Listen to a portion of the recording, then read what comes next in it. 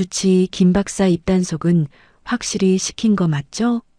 5억이나 줬는데 뒤탈 없어야죠. 아버지의 영정사진 앞에서 육포를 씹으며 살인 공모를 자백하는 아들과 새어머니.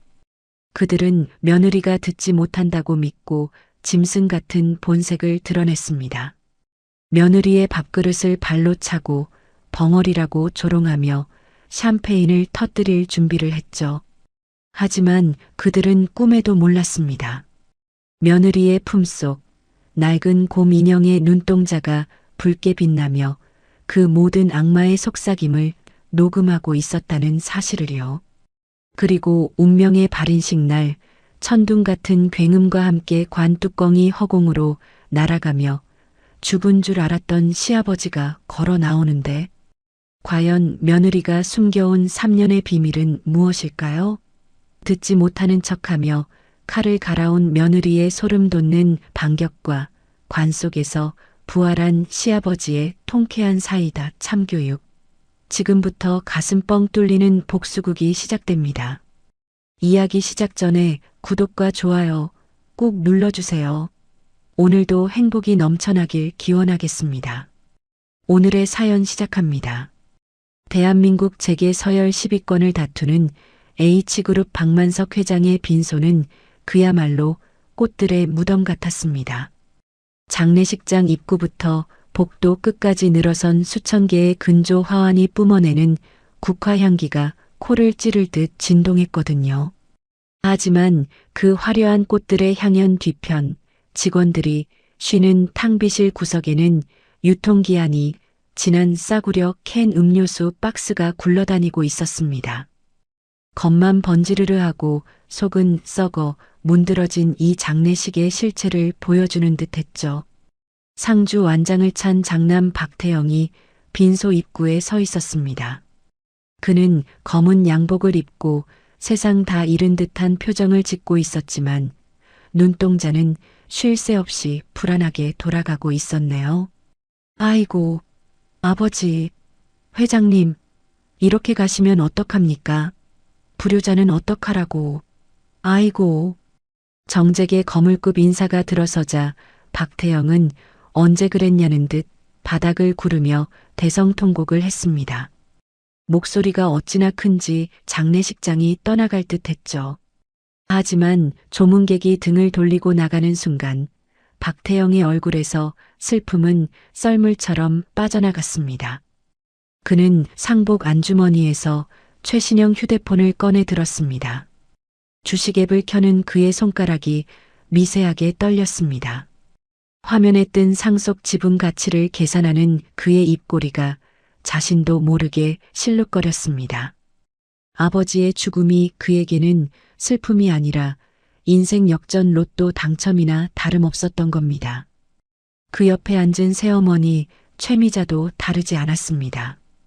그녀는 손수건으로 눈가를 꾹꾹 누르며 연신 흐느꼈지만 눈물은 한 방울도 나오지 않았습니다. 아이고, 내 팔자야. 영감, 나만 두고 가면 어떡해. 곡소리를 내던 최미자는 박명록 담당자가 잠시 화장실을 간 사이 눈빛이 뱀처럼 매섭게 변했습니다. 조문객들이 두고 간 두툼한 부조금 봉투들이 순식간에 테이블 아래로 사라졌습니다. 최미자는 테이블 밑에 미리 열어둔 명품 핸드백 속으로 봉투들을 쑤셔 넣었습니다. 핸드백 지퍼가 닫히는 소리가 들리자 그녀는 맞은편에 앉아있던 내연남에게 윙크까지 날리며 은밀한 눈짓을 보냈습니다. 탐욕으로 번들거리는 그녀의 눈빛은 상복을 입은 미망인의 것이라고는 믿기지 않을 만큼 추악했습니다. 이 역겨운 연극이 펼쳐지는 빈소의 가장 구석진 자리. 그곳에는 며느리 한수아가 죄인처럼 무릎을 꿇고 앉아 있었습니다. 그녀의 입술은 바짝 말라 비틀어져 있었고 얼굴은 핏기 하나 없이 창백했습니다. 3일장 내내 물 한 모금 마시지 못한 채 빈소를 지키고 있었기 때문입니다. 박태영이 담배를 피우러 나가다 말고 한수아 쪽으로 걸어왔습니다. 그는 바닥에 재를 툭툭 털며 한수아의 어깨를 발로 툭 쳤습니다. 아, 벙어리. 너 지금 자냐? 팔자 좋네 아주. 한수아는 미동도 하지 않고 바닥만 응시했습니다. 박태영은 그런 그녀가 재밌다는 듯 킬킬거리며 담배 연기를 그녀의 얼굴에 내뿜었습니다. 아유 냄새나. 며칠 안 씻었더니 아주 거짓골이 다 됐네. 야, 아버지가 너 불쌍하다고 걷어줬는데 네가 재수가 없어서 아버지가 빨리 가신 거야. 알아? 이 재수 옴 붙은 년아. 박태영은 일부러 한수아의 발을 구둣발로 지니깨며 지나갔습니다. 한수아의 미간이 고통으로 살짝 찌푸려졌지만 그녀는 비명 한 번 지르지 않았습니다. 그녀는 3년 전 사고로 청력을 잃었다고 알려져 있었거든요. 박태영과 최미자는 그녀가 듣지 못한다고 철석같이 믿고 있었기에 짐승 같은 본성을 숨기지 않고 드러냈습니다. 어느덧 저녁 식사 시간이 되었습니다. 장례식장 도우미가 한수아와 그녀의 아들 박우주가 있는 구석 자리로 국밥이 담긴 식판을 가져왔습니다.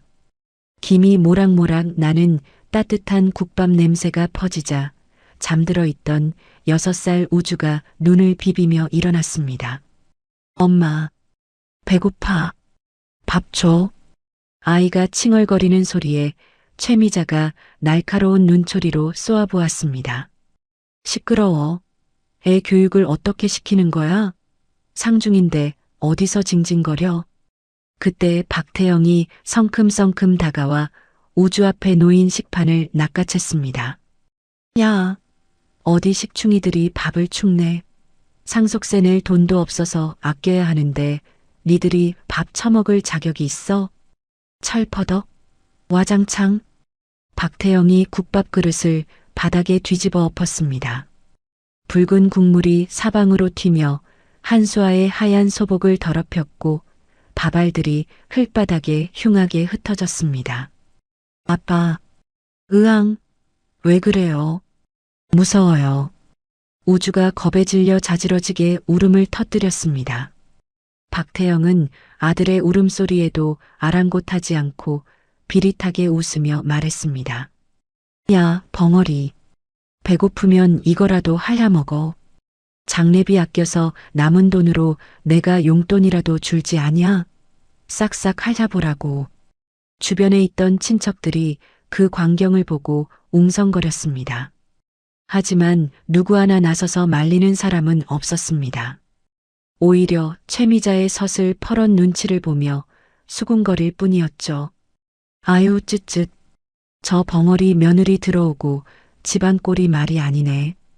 회장님이 가시자마자 찬밥 신세구나. 불쌍해서 어쩌나.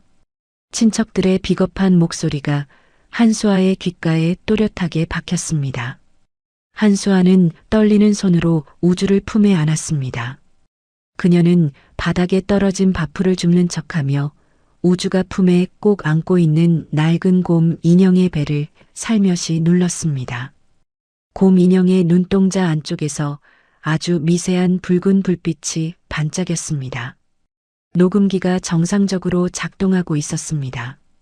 한수아의 눈동자가 차갑게 가라앉았습니다. 시간은 흘러 새벽 2시가 되었습니다. 조문객들이 모두 빠져나가고 장례식장에는 무거운 정막만이 감돌았습니다. 에어컨 바람 소리마저 음산하게 느껴지는 차가운 밤이었습니다. 술에 거나하게 취한 박태영이 비틀거리며 재단으로 걸어갔습니다. 그는 아버지 박만석 회장의 영정 사진을 노려보며 손에 들고 있던 육포를 집어 던졌습니다. 에이씨, 노인네가 죽어서도 눈을 부릅뜨고 있네. 기분 나쁘게. 뭘 봐요? 내가 그렇게 미워요? 박태영은 골프채를 휘두르며 재단에 장식된 국화꽃들을 부수기 시작했습니다. 꽃잎들이 사방으로 튀며 난장판이 되었습니다. 그만해라, 태영아. 시끄럽다. 머리 울려. 최미자가 소파에 다리를 꼬고 앉아 손톱을 다듬으며 심드렁하게 말했습니다. 그녀의 앞에는 커다란 건축 도면이 펼쳐져 있었습니다. 어머니, 이거 보세요. 아버지가 저 쳐다보는 것 같다니까요. 아, 진짜 짜증나게. 살아서도 잔소리, 죽어서도 잔소리야. 죽은 사람이 뭘 보니? 신경 쓰지 마라. 그나저나 이 건물 말이다. 이거 싹 헐어버리고 주상복합 올리면 평당 얼마나 받을 수 있을 것 같니? 내연남 김 사장 말로는 꽤 된다던데. 최미자는 볼펜으로 도면 위에 붉은색 X자를 그으며 침을 튀겼습니다. 박만석 회장이 평생을 바쳐 지은 본가 저택이 그려진 도면이었습니다. 아유, 어머니도 참. 장례도 안 끝났는데 벌써요? 흐흐흐. 하긴 뭐. 아버지가 좀 빨리 가주신 덕분에 우리가 이렇게 편하게 사는 거 아니겠어요? 효도 한번 거하게 받으셨네. 박태영이 비틀거리며 최미자 옆에 털썩 주저앉았습니다. 그는 주머니에서 담배를 꺼내 물며 한수아가 있는 쪽을 힐끔 쳐다봤습니다. 한수아는 우주를 재우고 벽에 기대어 잠든 척하고 있었습니다. 저 벙어리 년자냐? 자는 것 같구나. 신경 끄거라. 어차피 듣지도 못하는 병신인데 뭐. 최미자가 코웃음을 쳤습니다. 박태영은 킬킬거리며 결정적인 말을 내뱉었습니다. 그나저나 어머니, 주치의 김 박사 말이에요. 그 양반 입단속은 확실히 시킨 거 맞죠? 제가 5억이나 찔러줬는데 뒤탈 없어야죠. 괜히 나중에 딴소리하면 골치 아파요. 걱정 마라. 내가 누구니? 사망 진단서 시간 앞당긴 건 신의 한 수였다. 그 양반도 공범인데 어디 가서 입이나 뻥끗하겠어? 같이 죽는 건데. 크크크. 역시 우리 어머니 대단하십니다. 골든타임 때 119 안 부르고 버틴 보람이 있네요. 아버지가 그때 숨 넘어가면서 헐떡거리던 꼴을 봤어야 했는데 컥컥대면서 살려달라고 손 뻗는데 얼마나 웃기던지. 박태영과 최미자는 악마처럼 낄낄거리며 웃었습니다. 그들의 웃음소리가 텅 빈 장례식장을 울리며 소름 끼치게 퍼져나갔습니다. 벽에 기대어 있던 한수아의 감은 눈꺼풀이 미세하게 떨렸습니다. 그녀는 품에 잠든 우주의 귀를 두 손으로 꼭 막아주었습니다. 아이에게는 이 더러운 진실을 듣게 하고 싶지 않았습니다. 들리세요? 아버님, 이 짐승들의 목소리가. 한수아의 품속, 낡은 곰 인형은 이 모든 대화를 빠짐없이 삼키고 있었습니다. 그녀는 입술을 꽉 깨물어 터져 나오려는 울분을 삼켰습니다. 비릿한 피맛이 입안에 번졌습니다. 한참 뒤 술에 취한 박태영과 피곤에 지친 최미자가 소파에 널브러져 코를 골기 시작했습니다. 드르렁거리는 소리가 장례식장의 정적을 깼습니다. 한수아는 조용히 몸을 일으켰습니다. 그녀의 다리는 쥐가 나 저려왔지만 비틀거리지 않고 똑바로 섰습니다. 그녀는 엉망이 된 제단으로 다가가 박태영이 던진 육포 조각을 치우고 헝클어진 국화꽃을 다시 꽂았습니다. 그리고 삐뚤어진 박만석 회장의 영정 사진을 바르게 고쳐놓았습니다. 사진 속 박 회장은 근엄한 표정으로 정면을 응시하고 있었습니다. 한수아는 향을 하나 집어 불을 붙였습니다. 가느다란 연기가 피어오르며 그녀의 얼굴을 감쌌습니다. 그녀는 영정사진 뒤편 차갑게 식어있을 관을 향해 시선을 옮겼습니다. 그녀의 눈빛은 더 이상 학대받는 며느리의 것이 아니었습니다. 먹잇감의 숨통을 끊기 직전의 맹수처럼 서늘하고 날카로운 살기가 그녀의 눈동자 깊은 곳에서 일렁였습니다. 한수아는 입모양으로 소리 없이 속삭였습니다. 내일 뵙겠습니다, 아버님. 그녀의 시선이 코를 골며 자고 있는 최미자와 박태영에게 꽂혔습니다. 다음 날 아침 8시 발인 준비로 장례식장 전체가 분주하게 돌아가기 시작했습니다. 하지만 가장 엄숙해야 할 상주들의 대기실 풍경은 마치 백화점 VIP룸을 방불케 했습니다. 최미자는 아침 일찍부터 백화점 명품관 직원을 내실로 불러들였습니다.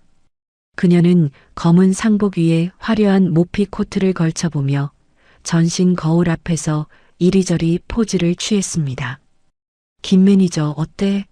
상복 위에 입으니까 블랙이랑 매치도 잘 되고 우아하지 않아? 아유 사모님, 역시 안목이 탁월하십니다. 회장님 가시는 길에 사모님이 초라해 보이면 안 되죠.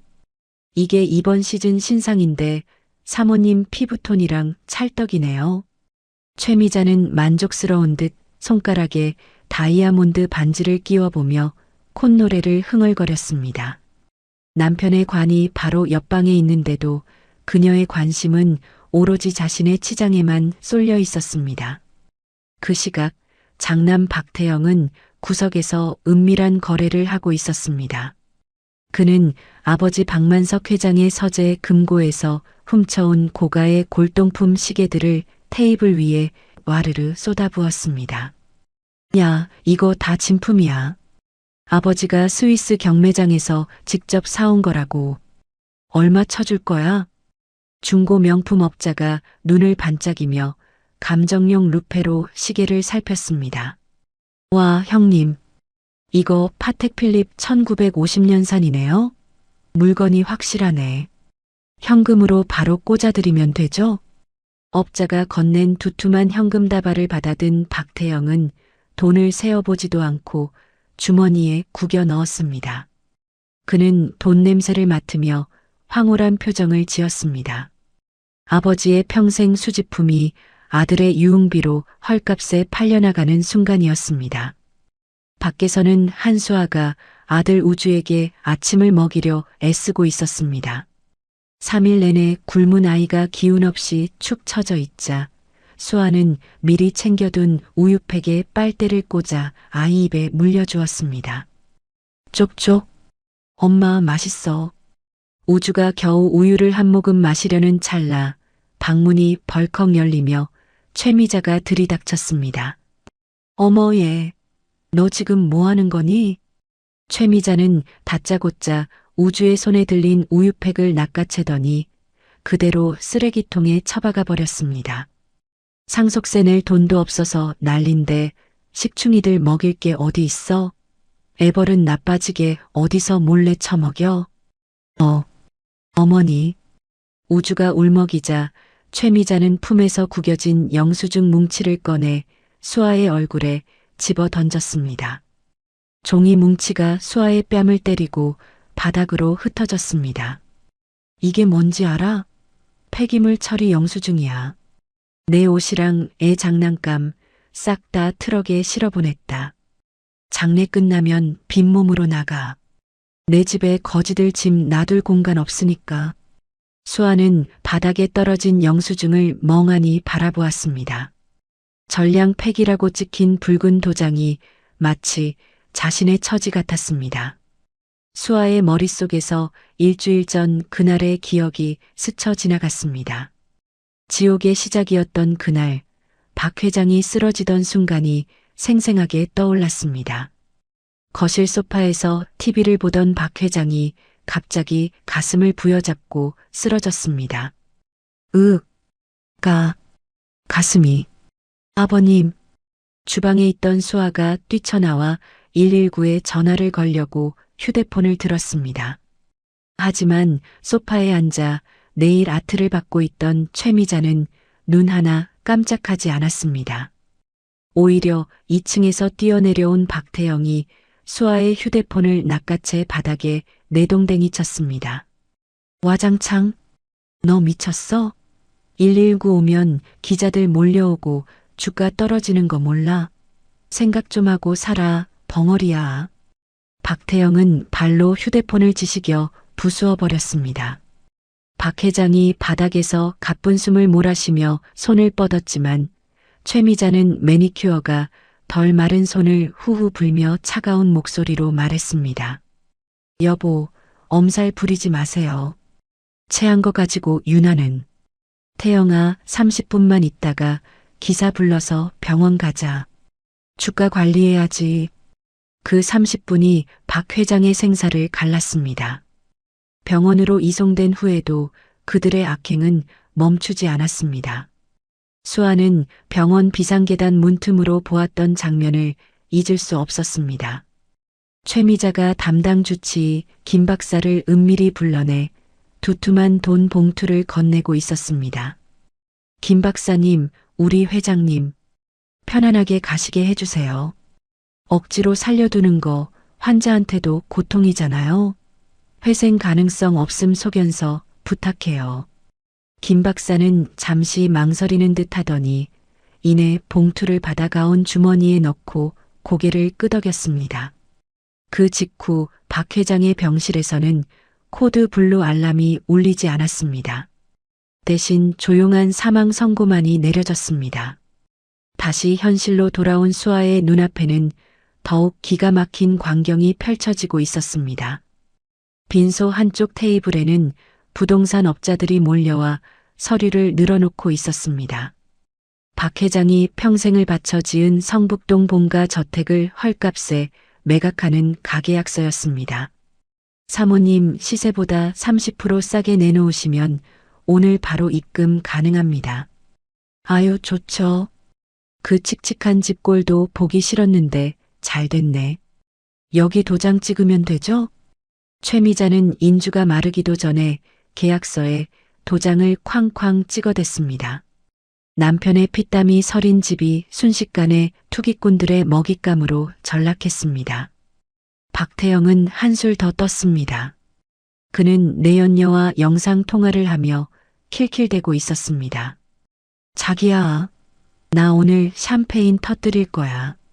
아버지가 죽으니까 세상이 내 것이네. 오늘 밤 장례식장에서 파티나 열까? 춤추고 난리 나겠는데? 박태영은 휴대폰 화면을 보며 엉덩이를 흔들고 춤을 추는 추태를 부렸습니다. 그 모습은 인간이길 포기한 짐승이나 다름없었습니다. 더 이상 참을 수 없었던 수아는 바닥에 떨어진 영수증 뒷면에 볼펜으로 꾹꾹 눌러 글씨를 썼습니다. 그리고 춤추고 있는 박태영의 눈앞에 종이를 들이밀었습니다. 아버님이 지켜보고 계십니다. 제발 그만하세요. 박태영은 춤을 멈추고 쪽지를 낚아챘습니다. 그는 내용을 읽더니 코웃음을 쳤습니다. 아, 지켜봐. 귀신이? 야, 이 미친년아. 팽? 박태영은 쪽지에 콧물을 팽 풀더니 구겨서 바닥에 던지고 구둣발로 비벼버렸습니다. 죽은 노인네가 뭘 봐? 본다고 해도 지가 어쩔 건데? 관 뚜껑 열고 나오기라도 한대? 넌 벙어리에다가 이제 빈털털이 거지야.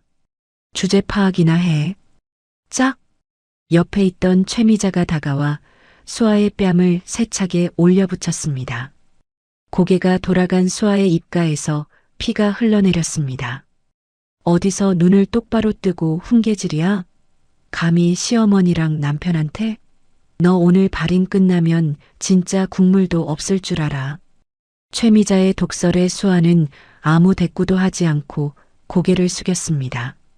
그때 빈소 밖이 소란스러워졌습니다. 박 회장의 충신이었던 회사 임원들이 조문을 하러 들어오려다 막힌 것입니다. 비키시오. 우리가 회장님 마지막 가시는 길도 못 봅니까? 못 들어갑니다. 사모님 지시입니다. 잡상인 출입 금지라고. 최미자가 고용한 용역 깡패들이 임원들을 거칠게 밀치며 몸싸움이 벌어졌습니다. 최미자는 그 광경을 보며 팔짱을 끼고 비웃었습니다. 늙은이 똥꼬 빨던 것들이 어디를 기어와? 내가 회장 되면 저것들부터 싹 다 잘라버려야지. 수아는 바닥에 떨어진 콧물 묻은 쪽지를 조용히 주었습니다. 그녀는 찢어지고 더러워진 쪽지를 소중한 보물처럼 주머니에 넣었습니다. 그녀의 손이 우주의 작은 손을 꽉 잡았습니다. 수아의 눈동자가 깊고 어둡게 가라앉았습니다. 더 이상 슬픔은 없었습니다. 오직 차가운 분노만이 그녀를 지탱하고 있었습니다. 미자와 태영의 파멸이 카운트다운에 들어갔음을 직감했기 때문입니다. 최미자는 승리감에 도취해 어디론가 전화를 걸었습니다. 박 회장의 유언장을 조작해줄 부패한 변호사였습니다. 여보세요? 강 변호사님? 네, 저예요. 준비 다 되셨죠? 오후 2시 발인 전에 모든 쇼를 끝냅시다. 네, 유언장 내용대로 벙어리 며느리한테는 한 푼도 안 가게 확실하게 처리해 주세요. 최미자의 통화 내용을 듣는 수아의 입가에 서늘한 미소가 스쳤습니다. 그래, 마음껏 즐겨둬. 그게 너희들의 마지막 축제가 될 테니까. 오후 1시 장례식장 입구 쪽에서 웅성거리는 소리가 들려왔습니다. 최미자가 고용한 용역 깡패들이 껄렁한 자세로 껌을 씹으며 조문객들을 위협하고 있을 때였습니다. 갑자기 묵직하고 절도 있는 구두 발자국 소리가 복도를 가득 채우기 시작했습니다. 뚜벅, 뚜벅, 뚜벅. 마치 군대 행진 소리처럼 일정한 리듬과 엄청난 위압감을 주는 소리였습니다.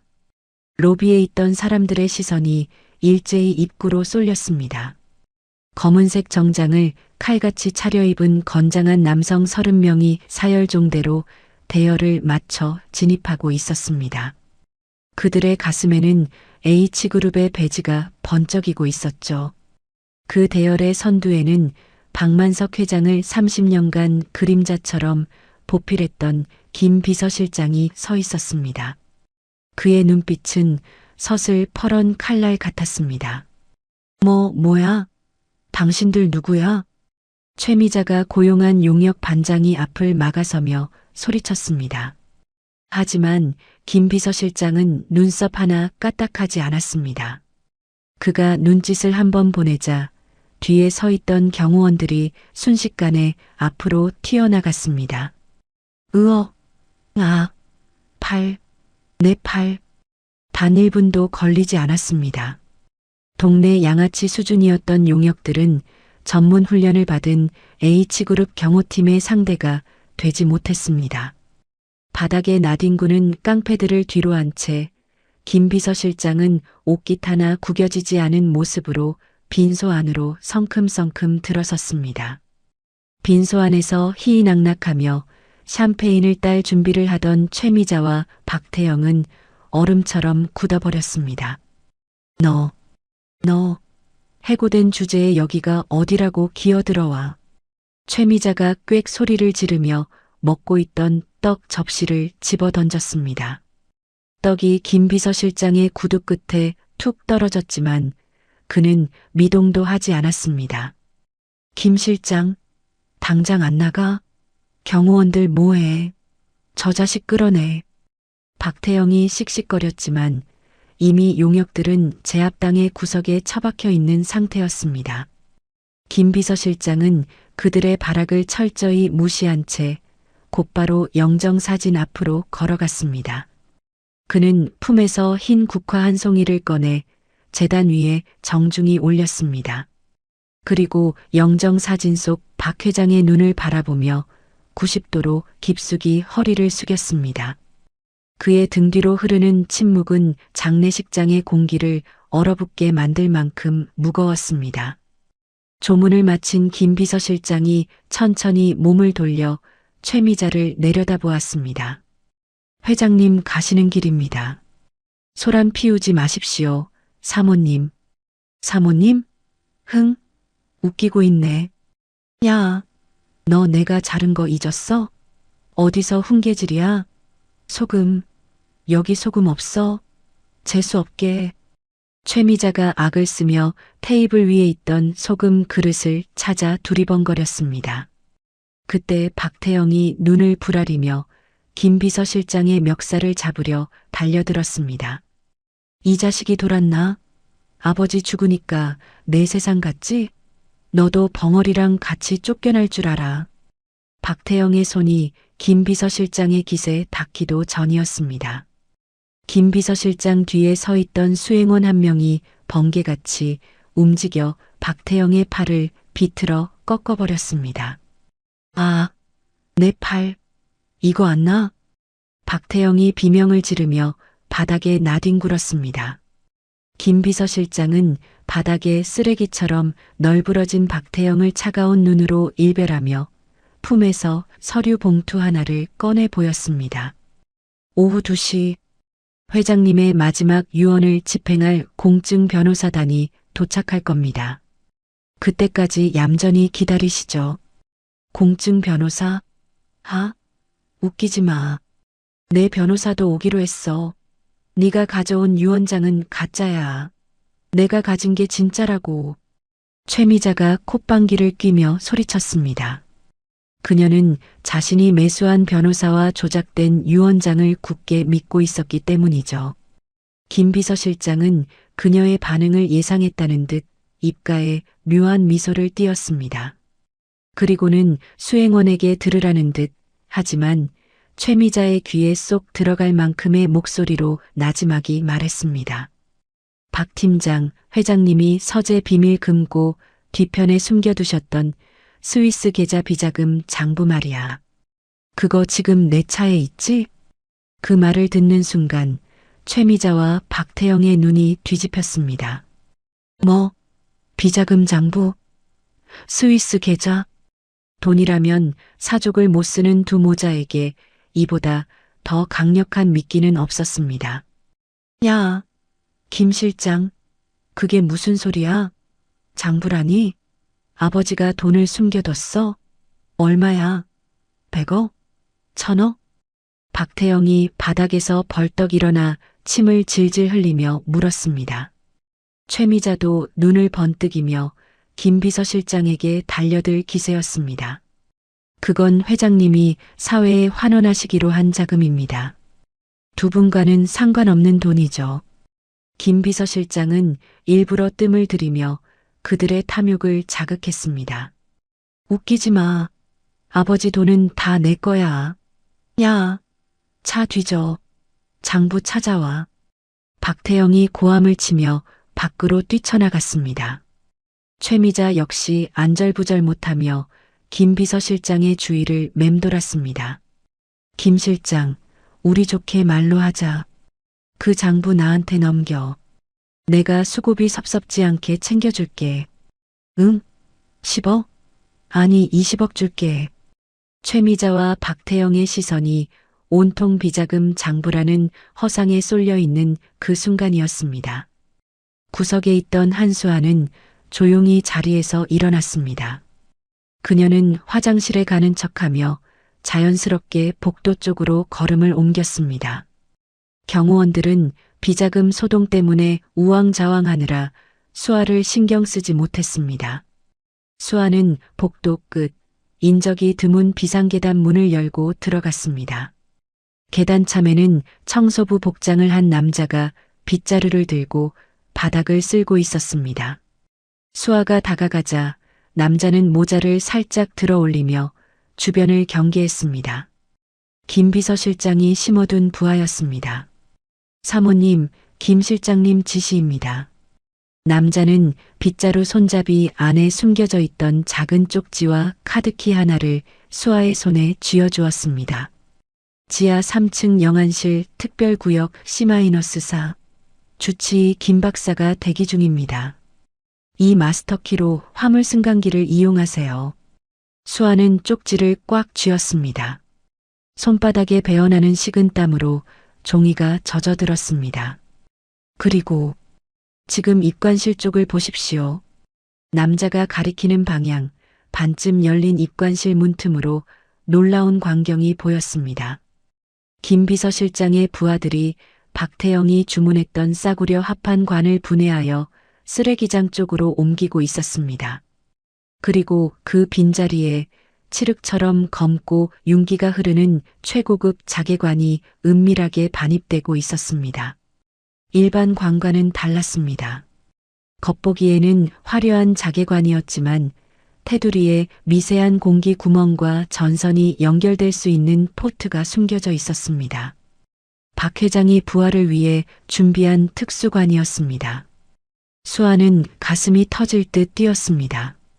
모든 것이 계획대로 진행되고 있었습니다. 그녀는 고개를 끄덕여 감사를 표하고 잽싸게 화물용 엘리베이터 쪽으로 몸을 숨겼습니다. 엘리베이터 버튼을 누르는 수아의 손끝이 파르르 떨렸습니다. 1층, B1, B2, 그리고 B3. 일반인 출입 금지 구역인 지하 3층 버튼은 눌리지 않았습니다. 수아는 청소부가 준 마스터키를 리더기에 갖다 댔습니다. 띠링 마이너스. 경쾌한 소리와 함께 B3 버튼에 붉은 불이 들어왔습니다. 위잉 마이너스 덜컹. 오래된 화물 승강기가 둔탁한 소리를 내며 지하로 내려가기 시작했습니다. 내려갈수록 공기는 차가워졌고 소독약 냄새가 짙어졌습니다. 지옥으로 내려가는 길이 아니라 진실을 마주하러 가는 길이었습니다. 띵 마이너스. 문이 열리자 한기가 훅 끼쳐와 수아의 옷깃을 파고들었습니다. 긴 복도 끝, 희미한 형광등 불빛 아래 하얀 가운을 입은 남자가 초조하게 서성이고 있었습니다. 미자에게 돈을 받고 사망 진단서를 조작했던 주치의 김 박사였습니다. 김 박사는 엘리베이터에서 내리는 수아를 보자마자 깊은 한숨을 내쉬며 다가왔습니다. 그의 얼굴은 죄책감과 긴장감으로 헬쑥해져 있었습니다. 사모님, 죄송합니다. 정말 면목이 없습니다. 김 박사는 수아 앞에 90도로 허리를 숙였습니다. 최미자가 준 5억 원, 뇌물수수 증거물로 금고에 보관 중입니다. 그리고 회장님께는 실제 독극물이 아니라 일시적으로 심박수를 늦추고 호흡을 멈추게 하는 가사상태 유도제를 투여했습니다. 김 박사의 고백에 수아의 눈시울이 붉어졌습니다. 미자와 태영이 낄낄거리며 죽음을 축하하던 그 시간, 박 회장은 차가운 안치실에서 죽은 듯이 누워 그 모든 소리를 듣고 있었던 것입니다. 회장님은 괜찮으신가요? 수아가 아닌 아주 작은 목소리로 물었습니다.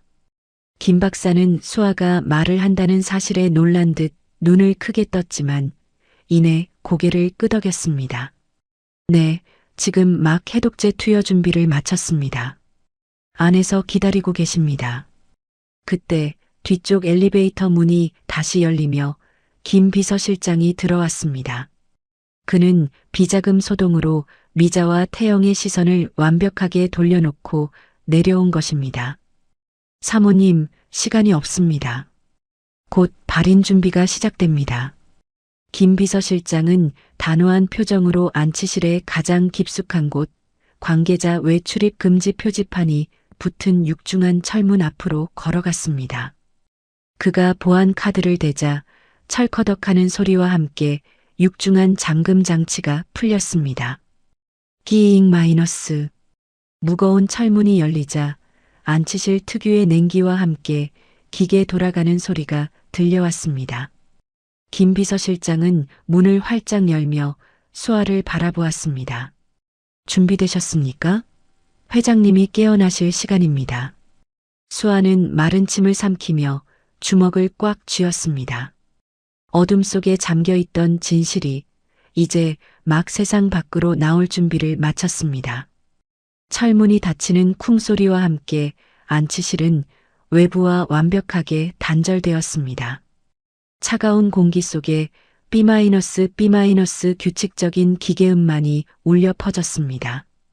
그곳은 죽음의 공간이 아니라 비밀스러운 작전 상황실 같았습니다. 방 한가운데 노인간이 침대, 그 위에 하얀 수의를 입은 박만석 회장이 누워 있었습니다. 김 박사가 떨리는 손으로 박 회장의 팔에 꽂힌 링거줄에 투명한 액체를 주입했습니다. 해독제였습니다. 주사액이 들어가자마자 심전도 모니터의 그래프가 요동치기 시작했습니다. 밋밋했던 곡선이 점차 힘차게 솟구쳤습니다. 허. 박 회장이 거칠게 숨을 몰아쉬며 눈을 번쩍 떴습니다. 핏발선 눈동자가 허공을 헤매다 이내 곁에 서 있는 며느리 수아에게 꽂혔습니다. 아, 아가. 박 회장의 목소리는 3일간 사용하지 않아 쇳소리가 섞여 갈라져 있었습니다. 수아는 더 이상 참지 못하고 침대 곁으로 달려가 무릎을 꿇었습니다. 아버님, 아버님.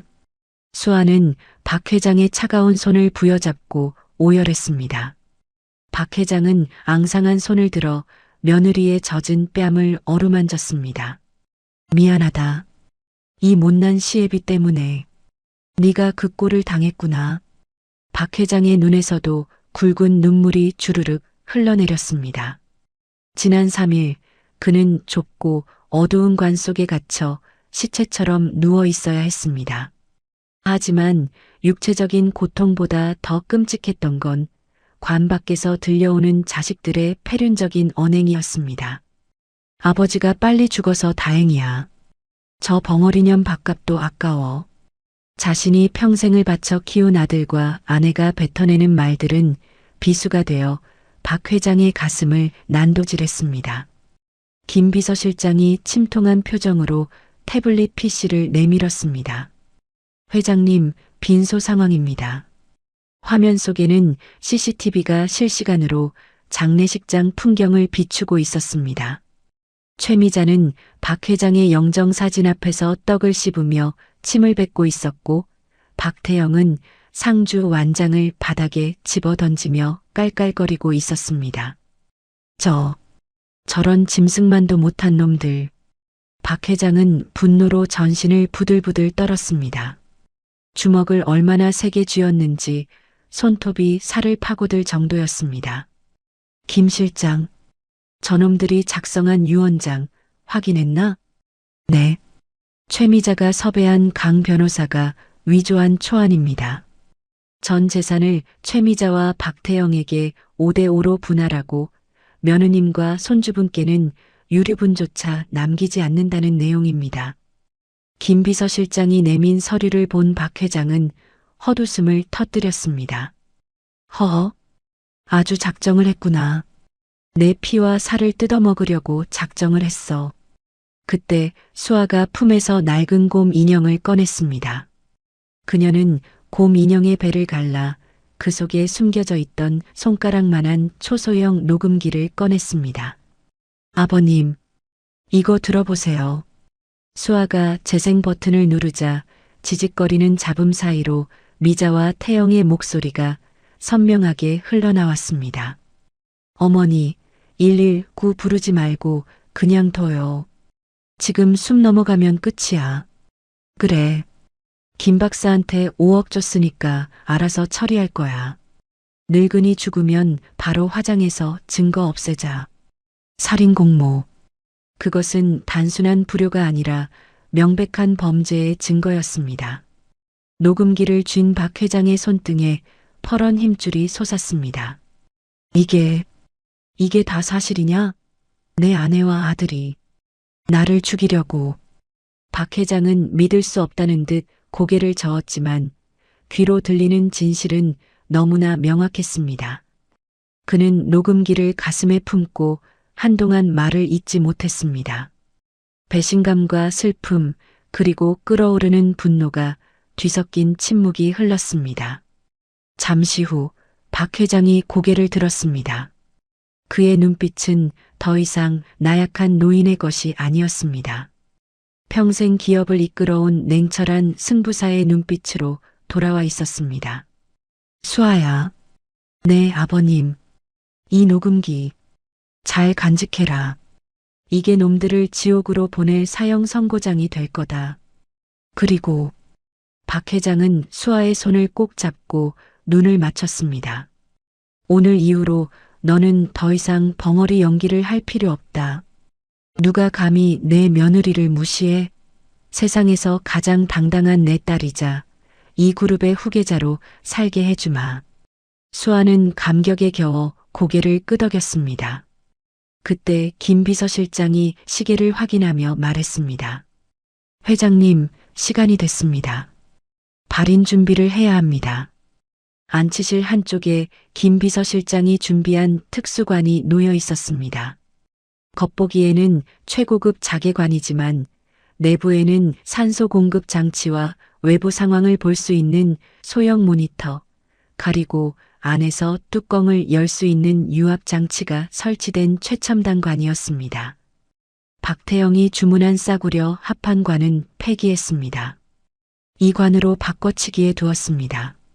그래, 수고했다. 이제 들어가야겠군. 박 회장은 김 비서실장의 부축을 받아 관 속으로 들어갔습니다. 좁고 어두운 공간이었지만 그의 표정은 비장했습니다. 뚜껑 덮어라. 쿵 마이너스. 관 뚜껑이 덮이자 박 회장의 시야는 작은 모니터 화면으로 좁혀졌습니다. 화면 속에는 분주하게 움직이는 장례식장 풍경이 보였습니다. 잠시 후 덜컹거리는 진동과 함께 관이 움직이기 시작했습니다. 옹구차에 실려 빈소 중앙 단상으로 옮겨지는 중이었습니다.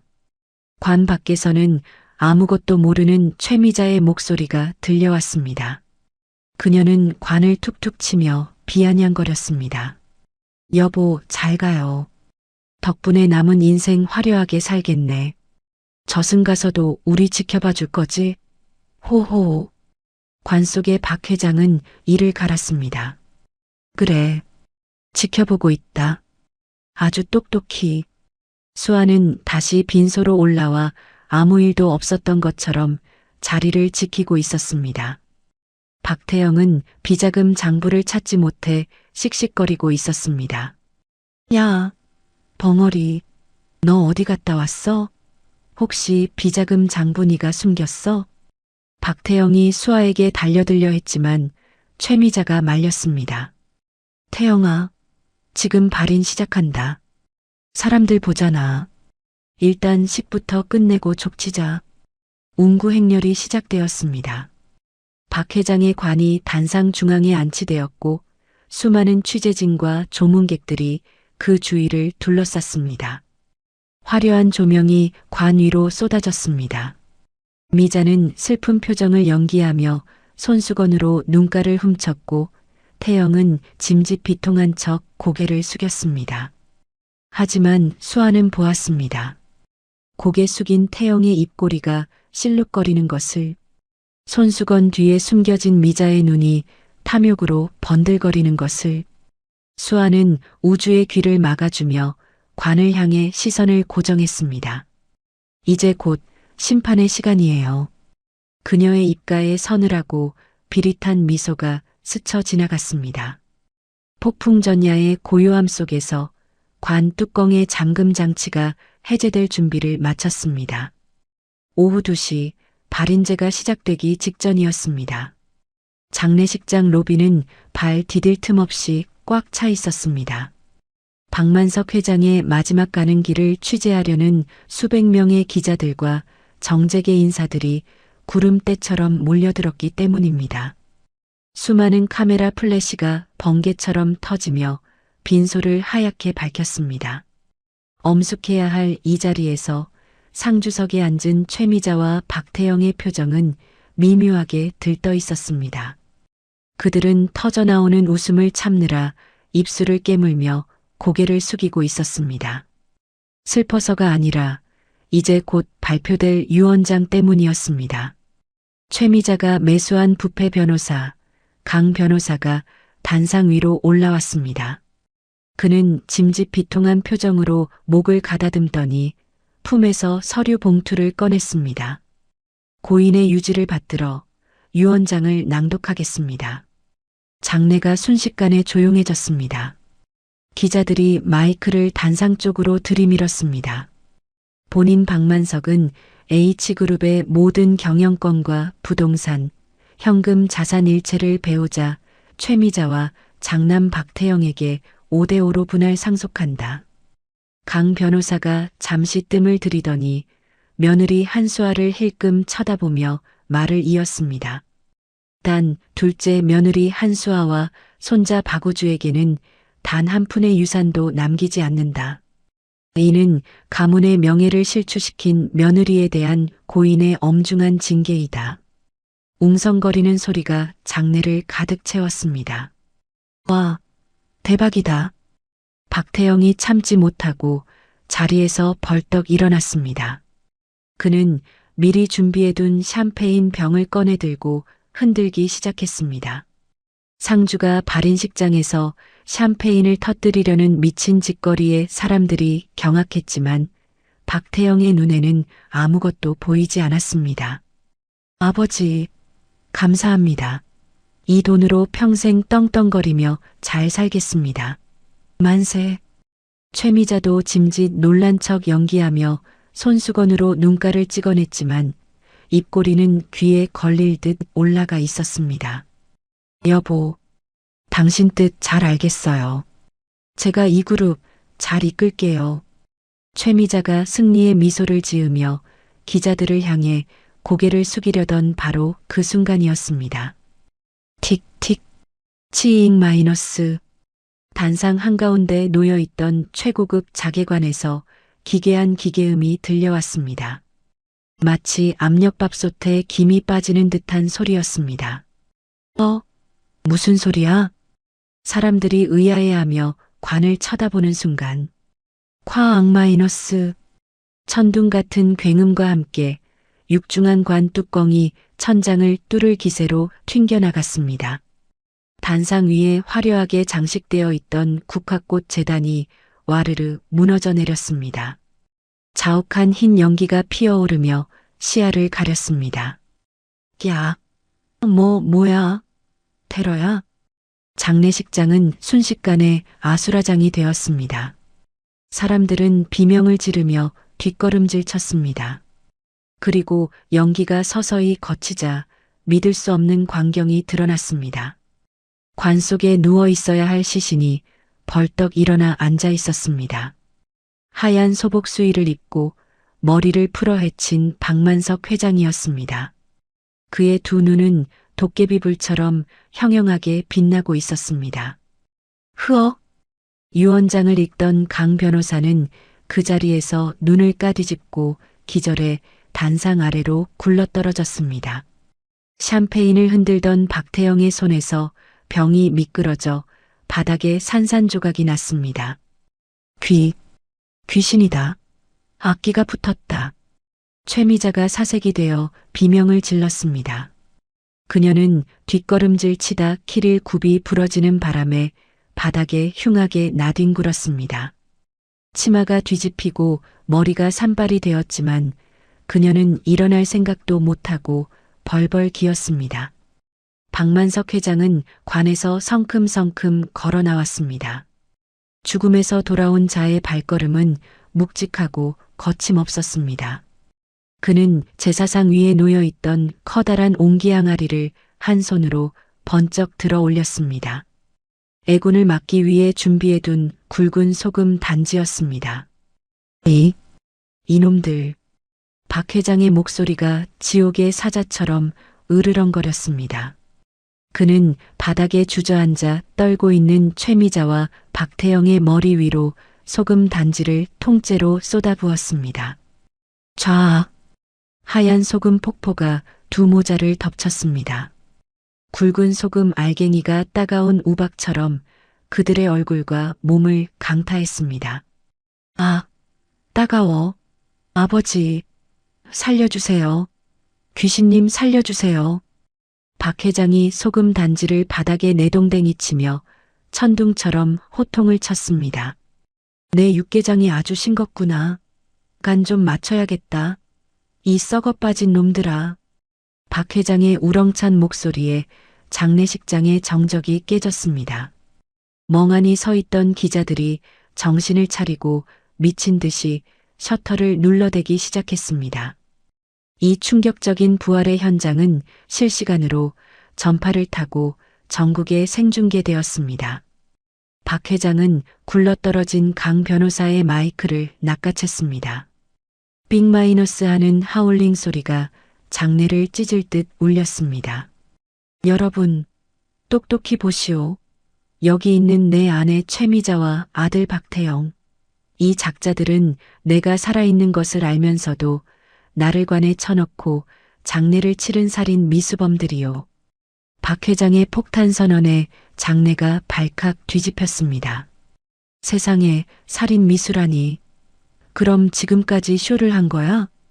박태영이 바닥을 기어 박 회장의 바짓가랑이를 잡았습니다. 소금 범벅이 된 그의 얼굴은 콧물과 눈물로 엉망이었습니다. 아, 아버지. 오해입니다. 이거 다 몰래카메라죠? 서프라이즈죠? 그렇죠? 오해, 몰래카메라. 박 회장은 지팡이를 들어 박태영의 어깨를 사정없이 후려쳤습니다. 퍽! 퍽! 으악! 뼈 부러져요. 누가 내 아버지냐? 돈에 미쳐서 애비 숨통을 끊으려던 짐승 새끼가. 박 회장은 발길질로 박태영을 걷어찼습니다. 박태영이 볼링핀처럼 대굴대굴 굴러가 벽에 처박혔습니다. 이번엔 최미자 차례였습니다. 그녀는 소금 더미 속에서 부들부들 떨며 박 회장을 올려다보았습니다. 여보, 내가 잘못했어요. 귀신이면 제발 성불하시고 사람이면 제발 살려주세요. 살려달라? 내가 병실에서 살려달라고 손 뻗었을 때 넌 네일 아트가 망가질까봐 내 손을 쳐냈지? 박 회장의 차가운 일갈에 최미자의 얼굴이 흑빛으로 변했습니다. 그때 김 비서실장의 신호와 함께 수십 명의 경호원이 단상을 포위했습니다. 최미자가 고용했던 용역 깡패들은 상황이 불리해지자 이미 꽁무니를 빼고 도망친 뒤였습니다. 박 회장은 품에서 최미자가 위조한 유언장을 꺼냈습니다. 그리고 보란듯이 쫙쫙 찢어 최미자의 얼굴에 눈처럼 뿌렸습니다. 내 재산은 단 10원도 아니 1원도 너희 같은 쓰레기들에게 가지 않는다. 내 전 재산은 사회에 환원한다. 안 돼. 내 돈. 그게 얼마짜린데. 최미자가 찢어진 종이 조각을 주우려고 허공을 허우적거렸습니다. 돈에 미친 그녀의 모습은 그야말로 악기와 다름없었습니다. 이 아수라장 한가운데 유일하게 평온한 표정으로 서 있는 사람이 있었습니다. 며느리 한수아였습니다. 그녀는 아들 우주를 안고 박 회장의 곁으로 다가와 당당하게 섰습니다. 수아는 바닥에서 허우적대는 최미자와 눈이 마주쳤습니다. 수아는 입을 벙긋거리지 않고 또렷한 눈빛으로 미자를 쏘아보았습니다. 끝났어. 당신들의 세상은. 그 서늘한 눈빛을 읽은 최미자는 비명을 질렀습니다. 전현이 다 꾸민 거야. 벙어리 주제에 감히 시어머니를 함정에 빠뜨려. 최미자가 수아에게 달려들려 했지만 옆에 있던 박태영이 그녀의 머리채를 잡았습니다. 아, 이거 안 나? 엄마 때문이잖아. 엄마가 시키는 대로 했다가 망했어. 내 돈 내놔. 내 500억 내놓으라고. 이 미친놈이. 너 도박빚 갚아주려고 내가 이 고생을 했는데. 패닉에 빠진 모자는 서로의 탓을 하며 머리채를 잡고 뒹굴었습니다. 소금과 찢어진 유언장 조각 위에서 벌어지는 개싸움. 기자들은 이 추악한 광경을 놓치지 않고 카메라에 담았습니다. 박만석 회장은 더 이상 볼 것도 없다는 듯 수아의 어깨를 감싸고 뒤돌아섰습니다. 가자, 아가. 여긴 냄새가 나서 더 못 있겠구나. 네, 아버님. 수아의 대답에 바닥에서 뒹굴던 최미자와 박태영의 동작이 멈췄습니다. 뭐야? 너 지금 말했어?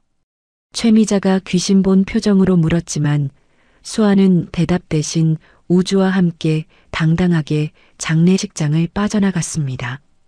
뒤에서는 서로를 물어뜯는 짐승들의 비명소리만이 처절하게 울려 퍼졌습니다.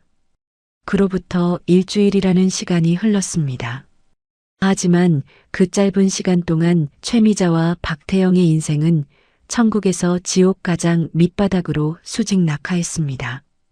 서울 변두리 재개발을 앞두고 있어 흉물스럽게 방치된 낡은 모텔촌. 곰팡이 냄새와 퀴퀴한 담배 냄새가 쩔어있는 203호방에서 짐승 같은 고함이 터져 나왔습니다. 야, 내놔. 내가 먼저 집었잖아. 엄마는 아까 삼각김밥 먹었잖아. 이건 내 거야. 좁은 방바닥에서 쉰내 나는 편의점 폐기 도시락 하나를 두고 몸싸움이 벌어졌습니다. 머리는 떡지고 눈은 퀭한 남자, 바로 일주일 전까지 H그룹의 장남 행세를 하던 박태영이었습니다. 그와 머리채를 잡고 싸우는 여자는 화려한 사모님에서 노숙자 꼴이 된 최미자였습니다. 이 썩을 놈아, 애미 입에 밥 들어가는 게 아깝냐? 내가 너를 어떻게 키웠는데. 최미자가 박태영의 손을 물어뜯으며 소시지 반찬을 빼서 입에 넣었습니다. 박태영은 억울하다는 듯 바닥을 치며 울부짖었습니다. 아, 진짜. 엄마 때문에 내 인생 다 망했어. 엄마가 시키는 대로 했다가 개털됐잖아. 내 500억 물어내. 그들의 처지는 비참함 그 자체였습니다. 박만석 회장의 복수는 자비가 없었습니다. 장례식장 사건 직후 박 회장의 법무팀은 귀신 같은 솜씨로 그들의 재산을 동결시켰습니다. 최미자가 친구 명의로 숨겨둔 차명 계좌, 오피스텔 금고에 숨겨둔 금괴, 심지어 친구 집에 맡겨둔 명품 가방까지 모조리 찾아내 빨간 압류 딱지를 붙여버렸습니다. 그놈의 법무팀, 귀신 같은 놈들. 최미자는 소주 벽나발을 불며 이를 갈았습니다. 그녀가 마지막 보루로 믿었던 밍크 코트를 팔러 갔을 때의 망신살은 아직도 잊히지 않았습니다. 손님, 이거 짝퉁인데요? 동대문에서 10만 원이면 사는 거. 전당포 주인의 비웃음을 사며 쫓겨난 그녀는 결국 수중에 남은 돈이라곤 꼬깃꼬깃한 1,000원짜리 몇 장뿐이었습니다. 그때였습니다. 지잉 마이너스. 박태영의 휴대폰이 미친 듯이 울려댔습니다. 발신자 이름에는 저승사자라고 저장된 번호가 뜨고 있었습니다. 도박빚을 독촉하는 사채업자였습니다. 힉, 또 전화 왔어. 박태영은 전화를 받지도 못하고 방구석으로 기어가 이불을 뒤집어 썼습니다. 야, 이 새끼야. 전화 안 받아? 안 받으면 지금 바로 내 위치 추적해서 콩팥 때려 간다. 음성 메시지로 들려오는 살벌한 협박에 박태영은 오줌을 지릴 듯 떨었습니다. 엄마, 나 좀 살려줘. 나 잡히면 죽어. 신체 포기각서 쓰래. 박태영이 최미자의 바짓가랑이를 잡고 애원했습니다. 최미자는 멍하니 풀린 눈으로 허공을 응시하다가 갑자기 눈을 번뜩였습니다. 알코올 기운과 도끼가 뒤섞인 광기 어린 눈빛이었습니다. 태영아, 이대로 죽을 순 없어. 억울해서 못 죽어. 이게 다 누구 때문이니? 그 벙어리년 때문이잖아. 그년이 뒤통수만 안 쳤어도 지금쯤 우리는 하와이에서 칵테일 마시고 있었을 거야. 최미자의 목소리가 낮게 깔렸습니다. 마지막 한탕이다. 한탕이라니? 돈도 없는데 뭘 어떻게 해? 돈은 만들면 되지. 걸어다니는 500억짜리 수표가 있잖아. 수표? 그게 뭔데? 최미자가 비릿하게 웃으며 휴대폰 화면을 박태영에게 보여주었습니다. 흥신소를 통해 몰래 입수한 사진 속에는 유치원 가방을 메고 해맑게 웃고 있는 우주의 모습이 담겨 있었습니다. 우주? 얘를 어쩌라고? 납치해. 박 회장이 껌뻑 죽는 손자잖아. 이 녀석 몸값으로 500억 요구하고 돈 받으면 바로 필리핀으로 뜨는 거야. 미쳤어. 납치라니. 그러다 잡히면 진짜 끝장이야. 박태영이 기겁하며 손사래를 쳤지만 최미자는 박태영의 멱살을 잡고 흔들었습니다. 정신 차려. 안 그러면 너 콩팥 떼이고 병신 돼서 평생 길바닥 기어다닐래? 어차피 인생 막장이야. 갈 때까지 가보자고. 그때 밖에서 쿵쿵거리며 빚쟁이들이 복도를 지나가는 소리가 들렸습니다. 공포에 질린 박태영의 눈동자가 흔들렸습니다. 이판사판이었습니다. 알았어. 할게. 하면 되잖아. 다음 날 오후 하늘에 구멍이라도 뚫린 듯 장대비가 쏟아지고 있었습니다. 우중충한 날씨는 마치 다가올 비극을 예고하는 듯 했습니다. 우주가 다니는 유치원 앞은 하원 시간을 맞아 노란 버스와 학부모들의 차량으로 북적였습니다. 박 회장이 손자의 안전을 위해 붙여둔 경호 차량도 정문 근처에 대기하고 있었습니다. 하지만 악마들의 계획은 치밀했습니다. 끼잉 마이너스 쾅. 유치원 정문 진입로에서 덤프트럭 한 대가 경호 차량의 측면을 들이받았습니다. 최미자가 고용한 전문꾼들이 고의로 낸 사고였습니다. 뭐야? 운전 똑바로 안 해? 경호원들이 당황해서 차에서 내리는 사이 도로는 순식간에 아수라장이 되었습니다. 경호원들의 시선이 사고 현장에 쏠린 그 찰나의 틈. 후문 쪽 골목길에 검은색 승합차 한 대가 미끄러지듯 들어왔습니다. 훔친 번호판을 단 대포차였습니다. 운전석에는 마스크와 모자로 얼굴을 가린 박태영이 식은땀을 흘리며 핸들을 잡고 있었습니다. 나왔어. 나왔다고. 조수석에 숨어있던 최미자가 쉰 목소리로 속삭였습니다. 우주가 선생님의 손을 잡고 후문으로 나오고 있었습니다. 수아는 빗길에 차가 막혀 건너편 도로에서 우산을 들고 뛰어오고 있었습니다. 우주야. 수아가 손을 흔들었지만 빗소리에 묻혀 들리지 않았습니다. 그때 박태영이 차 창문을 스르르 내렸습니다. 우주야. 삼촌이야, 삼촌. 우주가 고개를 돌렸습니다. 평소엔 무서웠지만 그래도 낯이 익은 삼촌의 얼굴이 보이자 아이는 경계심 없이 다가갔습니다. 삼촌? 엄마는요? 할아버지가 갑자기 쓰러지셨어. 엄마가 빨리 너 데리고 병원으로 오래. 빨리 타. 할아버지가요? 할아버지를 끔찍이 아끼는 우주의 눈이 동그랗게 커졌습니다. 아이가 망설임 없이 차 문으로 다가가는 순간 드르륵 뒷좌석 문이 열리며 검은 우비를 입은 최미자가 튀어나왔습니다. 타. 빨리 타라고. 최미자는 짐짝을 싣듯 우주를 낚아채 차 안으로 끌어당겼습니다. 그리고 미리 준비한 수면제가 묻은 손수건으로 아이의 코와 입을 틀어막았습니다.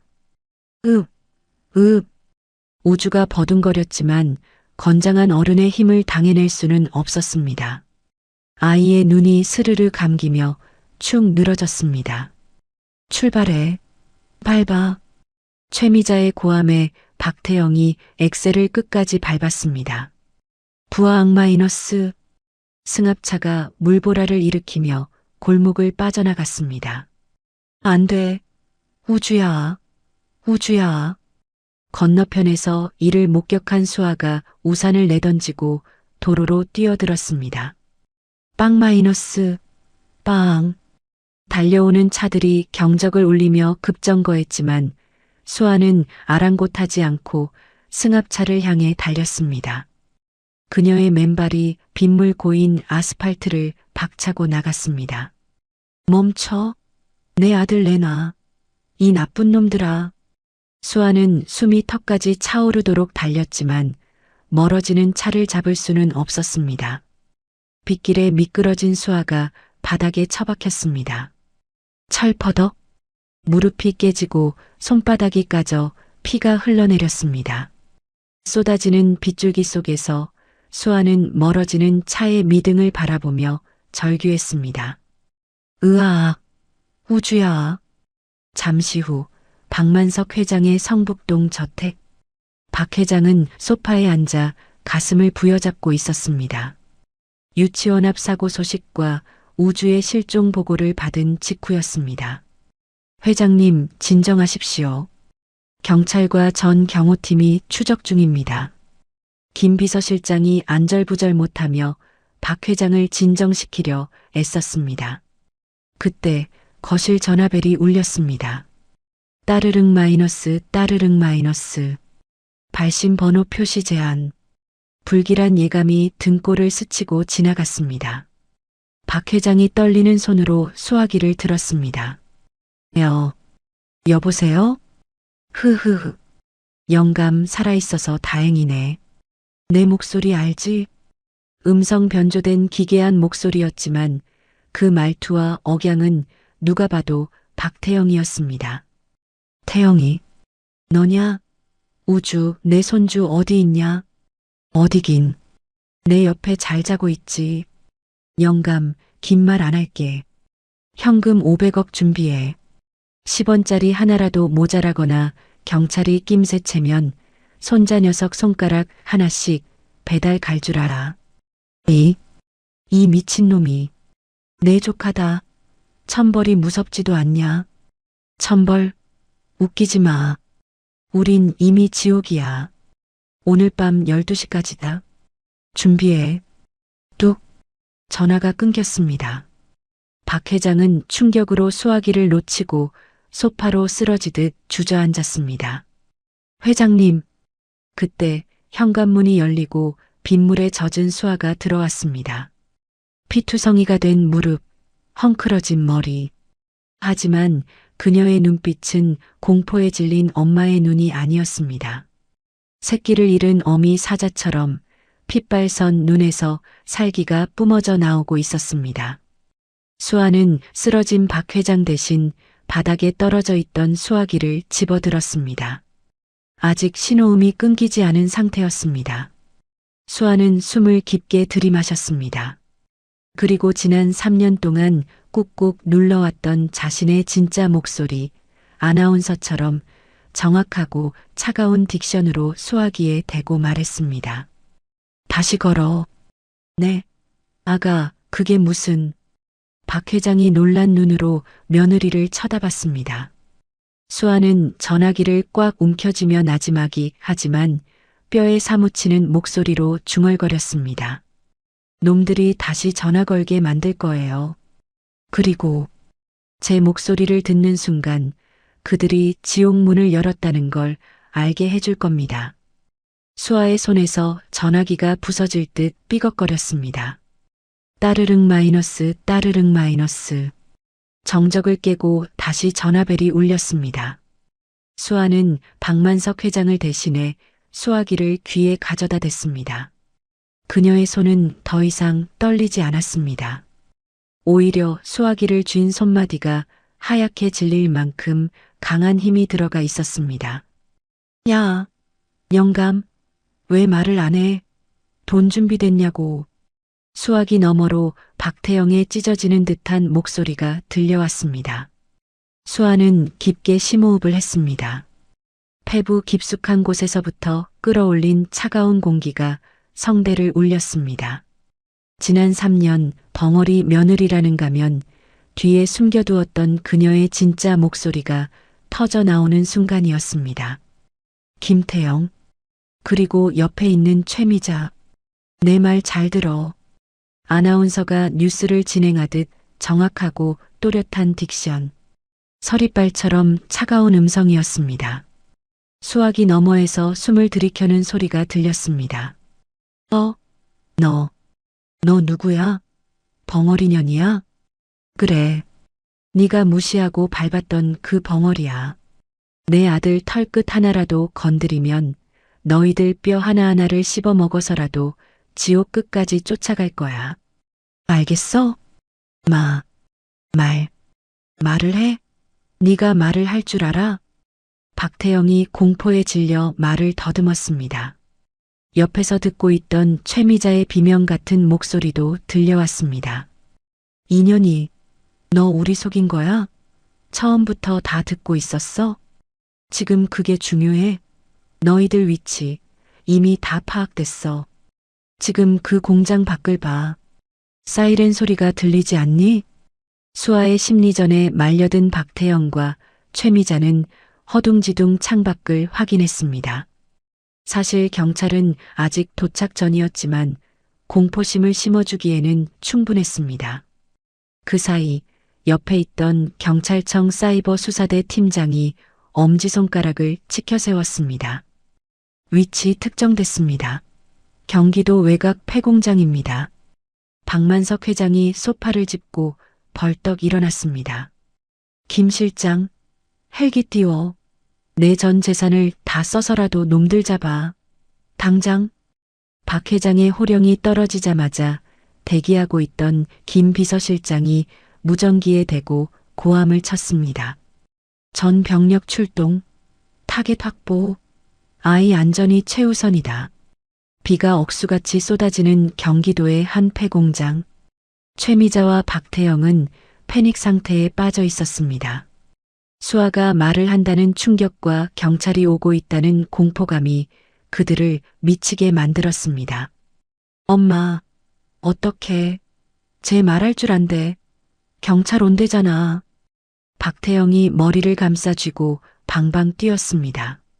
최미자는 퀭한 눈으로 주위를 두리번거리다 구석에 묶여 울고 있는 우주를 노려보았습니다. 돈, 내 돈, 500억이 날아갔어. 최미자는 바닥에 깨져 있던 소주병 조각을 집어들었습니다. 그리고 공장 한가운데 놓인 녹슨 드럼통을 발로 찼습니다. 뚜껑이 열린 드럼통에서 시커먼 폐유가 꿀렁거리며 쏟아져 나왔습니다. 다 같이 죽어. 나 혼자 안 죽어. 최미자가 주머니에서 라이터를 꺼내 들고 미친 듯이 웃어댔습니다. 엄마, 미쳤어? 불을 왜 질러? 시끄러워. 어차피 잡히면 감방이야. 넌 콩팥 떼이고 난 썩어 죽는다고. 이판사판이야. 그때 공장 밖에서 요란한 굉음이 들려왔습니다. 두두두두두 마이너스. 하늘에서는 박 회장이 보낸 헬기가 서치라이트를 비추고 있었고 지상에서는 수십 대의 경찰차와 경호 차량이 공장을 포위했습니다. 최미자, 박태영, 너희는 포위됐다. 당장 아이를 데리고 나와라. 확성기 소리가 공장을 쩌렁쩌렁 울렸습니다. 젠장, 왔어. 진짜 왔다고. 박태영은 공포에 질려 뒷문 쪽 개구멍을 찾아 기어가기 시작했습니다. 야, 이 의리 없는 새끼야. 애미 버리고 어딜 가. 최미자가 소리쳤지만 박태영은 들은 척도 하지 않고 도망쳤습니다. 하지만 그가 녹슨 철문을 열고 나가는 순간 잠복해 있던 경찰 특공대가 그를 덮쳤습니다. 으악, 살려주세요. 전 아무것도 몰라요. 엄마가 시켰어요. 박태영은 진흙탕 바닥에 얼굴이 처박힌 채 수갑이 채워지는 순간까지도 엄마 핑계를 댔습니다. 비굴하고 추악한 최후였습니다. 공장 안에는 이제 최미자와 우주만이 남았습니다. 쾅! 정문이 부서지며 김 비서실장과 무장한 경호원들이 들이닥쳤습니다. 뒤이어 빗물에 흠뻑 젖은 수아가 뛰어들어왔습니다. 우주야. 엄마. 우주가 엄마를 보고 울음을 터뜨리려 하자 최미자가 우주의 목에 깨진 유리 조각을 들이댔습니다. 오지마. 한 발자국만 더 오면 애못 긋고 불 지를 거야. 다 나가. 최미자의 손에는 켜진 라이터가 들려 있었고 바닥에는 인화성 강한 폐유가 흥건했습니다. 라이터를 놓치기라도 하면 순식간에 불바다가 될 상황이었습니다. 김 비서실장이 손을 들어 대원들을 제지했습니다. 팽팽한 대치 상황. 빗소리와 최미자의 거친 숨소리만이 공장 안을 채웠습니다. 수아는 천천히, 아주 천천히 앞으로 걸어나갔습니다. 사모님, 위험해요. 오지 마십시오. 김 비서실장이 말렸지만 수아는 멈추지 않았습니다. 그녀의 눈은 오직 최미자의 눈을 똑바로 응시하고 있었습니다. 최미자, 당신이 원하는 게 돈이야? 그래, 돈 내놔. 내 500억. 그거 내 돈이잖아. 돈 줄게. 그러니까 애나 줘. 수아의 침착한 목소리에 최미자의 눈동자가 흔들렸습니다. 거짓말 마. 너 나 감방 보내려고 그러지? 아니야. 보내줄게. 헬기도 준비돼 있어. 그러니까 제발. 수아가 애원하듯 무릎을 꿇으려는 척하며 상체를 숙였습니다. 최미자의 시선이 순간적으로 수아의 무릎 쪽으로 쏠렸습니다. 바로 그 찰나였습니다. 엄마. 수아가 공장이 떠나가라 소리를 질렀습니다. 그 소리에 놀란 최미자가 움찔하며 고개를 드는 순간 타항 마이너스. 김 비서실장의 손에 들린 소음 권총이 불을 뿜었습니다. 실탄이 아닌 강력한 충격을 주는 고무탄이었습니다. 탄환은 정확하게 라이터를 쥐고 있던 최미자의 손목을 강타했습니다. 아! 라이터가 공중에 떴다가 기름 웅덩이가 없는 맨바닥으로 툭 떨어졌습니다. 동시에 유리 조각을 쥐고 있던 손에도 힘이 풀렸습니다. 지금이야. 제 앞에 대기하던 경호원들이 표범처럼 달려들어 최미자를 덮쳤습니다. 김 비서실장은 최미자의 팔을 뒤로 꺾어 바닥에 눌러버렸습니다. 이거 나 놓으라고. 내 돈. 최미자가 발광했지만 건장한 남성들의 힘을 당해낼 수는 없었습니다. 수아는 빗물과 기름으로 범벅이 된 바닥을 기어 우주에게 갔습니다. 아이의 입을 막고 있던 테이프를 뜯어내고 밧줄을 풀었습니다. 엄마. 흐흑. 무서웠어. 미안해. 엄마가 미안해. 이제 괜찮아. 엄마 왔어. 수아는 아이를 부서져라 껴안았습니다. 뜨거운 눈물이 빗물과 섞여 흘러내렸습니다. 상황이 종료되자 수아는 우주를 김 비서실장에게 잠시 맡기고 몸을 일으켰습니다. 그리고 경호원들에게 제압당해 무릎 꿇려 있는 최미자 앞으로 다가갔습니다. 최미자는 산발이 된 머리로 수아를 올려다보며 도끼를 뿜어냈습니다. 이 독한 년, 네가 감히 시어머니를. 짱 마이너스. 수아의 손바닥이 최미자의 뺨을 잇는 힘껏 후려쳤습니다. 고개가 돌아간 최미자의 입에서 피가 튀었습니다. 공장 안에 있던 모두가 숨을 죽였습니다. 수아는 얼얼한 손바닥을 주먹 쥐며 차갑게 내려다보았습니다. 이건 지난 3년 동안 당신이 나한테 한 짓의 이자일 뿐이야. 원금은 감옥에서 뼈가 삭도록 갚아. 너. 그리고 다시는 내 아들 이름 입에 올리지 마. 그 더러운 입으로 부르기엔 우리 우주가 너무 귀하니까. 그때 공장 밖에서 헬기 프로펠러 소리가 가까워졌습니다. 박만석 회장이 도착한 것입니다. 박 회장은 지팡이도 없이 빗속을 뚫고 뛰어들어왔습니다. 우주야, 수아야, 할아버지. 우주가 박 회장의 품에 안겼습니다. 박 회장은 손자를 안고 하염없이 눈물을 흘렸습니다. 그리고 경찰들에게 끌려가는 최미자와 박태영을 보았습니다. 아, 아버지. 한 번만 봐주세요. 저희 가족이잖아요. 박태영이 질질 끌려가며 애원했습니다. 최미자도 악을 썼습니다. 여보, 내가 잠깐 미쳤었나 봐요. 나 좀 꺼내줘요. 여보. 박 회장은 그들을 향해 침을 뱉듯 말했습니다. 가족? 내 가족은 여기 있는 며느리와 손자뿐이다. 너희 같은 괴물들은 내 자식이 아니야. 법정 최고형을 받게 해주마.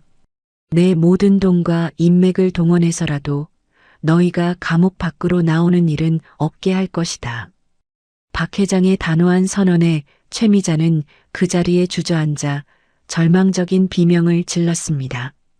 으악, 안 돼. 형사들이 그들을 짐짝처럼 경찰차에 밀어 넣었습니다. 요란한 사이렌 소리와 함께 악마들은 어둠 속으로 사라졌습니다. 수아는 다리에 힘이 풀려 주저앉으려 했습니다. 그때 박 회장이 다가와 수아의 어깨를 단단히 감싸 안았습니다. 고생했다. 우리 아가. 정말 고생했어. 아버님, 우주가 무사해요. 그래, 다 내 덕분이다. 이제 집에 가자. 지긋지긋한 악몽은 다 끝났다. 박 회장과 수아, 그리고 우주. 세 사람은 서로를 의지하며 폐공장을 빠져나왔습니다. 먹구름이 걷히고 구름 사이로 희미한 달빛이 그들의 등 뒤를 비추고 있었습니다. 그로부터 6개월이 지난 어느 날 서울중앙지방법원 판사의 선고를 기다리는 법정안은 숨막히는 긴장감으로 가득 찼습니다. 피고인석에는 수의를 입은 최미자와 박태영이 고개를 푹 숙인 채 앉아 있었습니다. 불과 반년 전까지만 해도 명품으로 휘감고 거들먹거리던 그들의 모습은 온데간데 없고 퀭한 눈과 헝클어진 머리칼에 초라한 죄수들만이 있을 뿐이었습니다. 피고인 최미자는 남편을 살해하려 모의하고 의붓손자를 납치하여 금품을 갈취하려 했다. 또한 반성의 기미 없이 모든 죄를 아들에게 전가하는 등 죄질이 극히 불량하다. 판사의 엄중한 목소리가 법정을 울렸습니다. 최미자의 어깨가 사시나무 떨듯 흔들렸습니다. 이에 피고인 최미자에게 징역 15년을 선고한다. 1. 15년? 판사님, 억울해요. 전 아들이 시키는 대로 했을 뿐이라고요. 최미자가 비명을 지르며 벌떡 일어나려다 교도관들에게 제압당했습니다. 피고인 박태영, 도박 자금을 마련하기 위해 조카를 유괴하고 폐륜적인 범행에 적극 가담했다. 이에 징역 10년을 선고한다. 10년이라니. 말도 안 돼. 엄마 때문에 내 인생 망했어. 박태영이 책상을 치며 오열했습니다. 두 모자는 법정에서 서로에게 욕설을 퍼부으며 추악한 밑바닥을 드러냈습니다. 이 썩을 놈아, 애미한테 뒤집어 씌워. 엄마가 꼬셨잖아. 500억 챙기자며. 방청석 맨 앞줄에 앉아있던 박만석 회장과 한수아는 그 모습을 차갑게 지켜보았습니다. 수아는 박 회장의 손을 꼭 잡았습니다. 박 회장의 손등 위로 굵은 핏줄이 붉어졌다가 서서히 가라앉았습니다.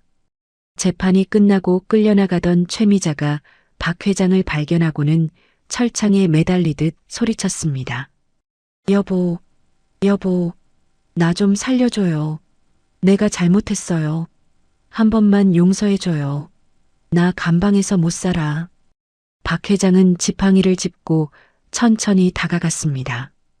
그리고 차갑게 식은 눈으로 최미자를 내려다보았습니다. 당신이 감방에서 썩는 동안 나는 세상에서 가장 행복하게 살 거야. 내 며느리, 내 손자랑 함께. 그게 당신에게 주는 내 마지막 선물이야. 여보, 안 돼. 가지 마. 으앙. 절규하는 최미자를 뒤로하고 박 회장과 수아는 미련 없이 법정을 나섰습니다. 법원 밖으로 나오자 눈부신 햇살이 그들을 반겼습니다. 긴 악몽이 드디어 끝난 것입니다. 교도소로 이송된 최미자의 삶은 그야말로 생지옥이었습니다. 야, 신입. 너 사회에서 뭐 하다 왔어? 거친 인상의 여자 재소자가 최미자의 식판을 발로 차며 시비를 걸었습니다. 최미자는 밥풀이 묻은 옷을 털며 바락바락 대들었습니다. 나 H그룹 회장 사모님이야. 니들 같은 잡범이랑은 급이 달라. 건드리지 마. 사모님? 웃기고 자빠졌네. 야, 교육 좀 시켜라. 그날 밤 최미자는 화장실 구석에서 이불을 뒤집어 쓰고 숨죽여 울어야 했습니다. 왕년의 사모님은 온데간데 없고 매일 변기를 맨손으로 닦으며 남은 밥을 구걸하는 처량한 신세가 되었으니까요. 박태영도 마찬가지였습니다. 영치금 한 푼 없는 그는 감방 막내가 되어 다른 죄수들의 팬티를 빨고 밤마다 어깨를 주물러야 했습니다. 아, 형님. 여기 좀 더 세게 주물러봐. 네. 네, 형님. 시원하십니까?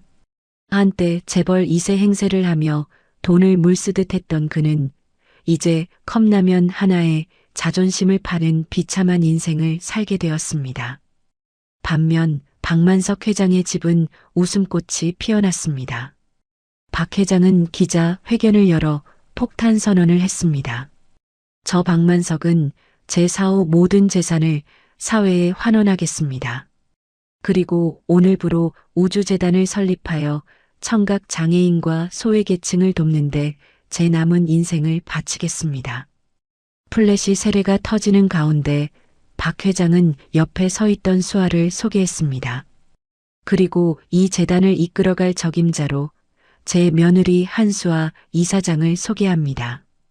단상에 오른 수아는 더 이상 주눅든 며느리가 아니었습니다. 세련된 정장을 입고 당당한 눈빛으로 마이크 앞에 선 그녀는 그 누구보다 빛나는 커리어 우먼이었습니다. 제가 겪었던 침묵의 고통을 알기에 이제는 세상의 편견에 맞서 소외된 이들의 목소리가 되어드리겠습니다. 수아의 연설이 끝나자 우레와 같은 박수가 쏟아졌습니다. 박 회장은 흐뭇한 미소로 며느리를 바라보며 눈시울을 붉혔습니다. 시간은 흘러 어느덧 1년 뒤 봄이 찾아왔습니다.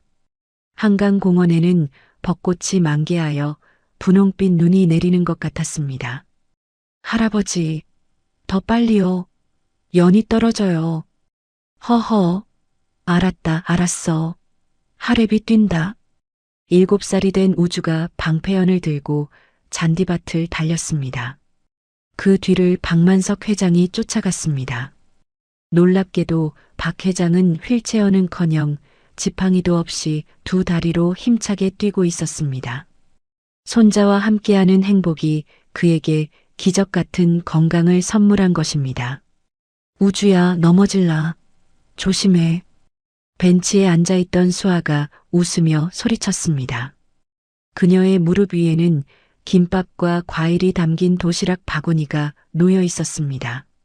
수아는 파란 하늘을 유유히 나는 연을 바라보며 가슴속 깊은 곳에 묻어두었던 남편을 떠올렸습니다.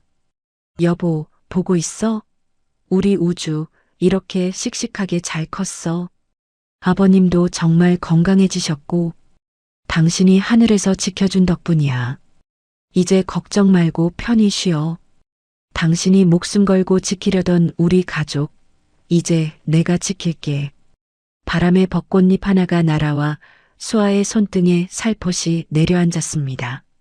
마치 남편이 고맙다고 쓰다듬어주는 것 같아 수아는 벚꽃잎을 뺨에 대고 미소 지었습니다. 엄마, 할아버지가 솜사탕 사준대요. 빨리 와요. 우주가 입가에 설탕을 잔뜩 묻히고 달려왔습니다. 박 회장도 땀을 뻘뻘 흘리면서도 얼굴에는 한바구음이 가득했습니다. 아가, 어서 가자. 저기 솜사탕 장수가 가는구나. 네, 아버님. 같이 가요. 수아는 짐을 챙겨 두 남자에게 달려갔습니다. 세 사람은 흩날리는 벚꽃 비 아래 나란히 섰습니다. 자, 지나가는 분한테 부탁해서 사진 한 장 찍자꾸나. 오늘을 기억해야지. 박 회장의 제안에 지나가던 대학생이 휴대폰을 받아들었습니다. 자, 찍습니다. 하나, 둘, 셋. 김치, 김치, 찰칵. 사진 속에는 세상에서 가장 행복한 표정의 세 사람이 담겼습니다. 피 한 방울 섞이지 않은 며느리와 시아버지, 그리고 그들을 이어준 사랑스러운 아이. 비록 핏줄로 얽히고 설킨 관계는 아니었지만 그들은 서로를 지키기 위해 목숨을 걸었던 진짜 가족이었습니다. 공원 가득 울려 퍼지는 그들의 웃음소리 위로 따스한 봄 햇살이 축복처럼 쏟아져 내렸습니다. 차가운 관 속에서 시작된 비극은 이제 영원히 시들지 않는 봄날의 추억으로 바뀌어 있었습니다. 가족이란 핏줄이 아니라 서로를 지키려는 그 마음으로 완성된다는 것을 보여주며 이야기는 막을 내립니다. 네, 오늘의 사연 어떻게 들으셨나요? 돈 때문에 부모를 버리고 자식을 납치한 페륜 아들, 그리고 그 지옥 같은 상황에서도 끝까지 서로를 지켜낸 며느리와 시아버지의 이야기였습니다. 결국 최미자와 박태영이 갇힌 감옥보다 더 무서운 건 탐욕이라는 감옥이 아니었을까 싶습니다. 지금 이 순간에도 가족이라는 이름으로 서로에게 상처 주고 계신 분들은 없으신가요? 늦기 전에 따뜻한 말 한마디 건네보는 건 어떨까요? 진정한 가족의 의미를 다시 한번 생각해보게 하는 사연이었습니다. 오늘의 이야기가 마음에 드셨다면 구독과 좋아요 꼭 눌러주세요. 여러분의 응원이 제게는 큰 힘이 됩니다. 저는 다음에도 가슴 뻥 뚫리는 사이다 사연으로 다시 찾아오겠습니다. 지금까지 들어주셔서 감사합니다. 오늘도 행복한 하루 보내세요.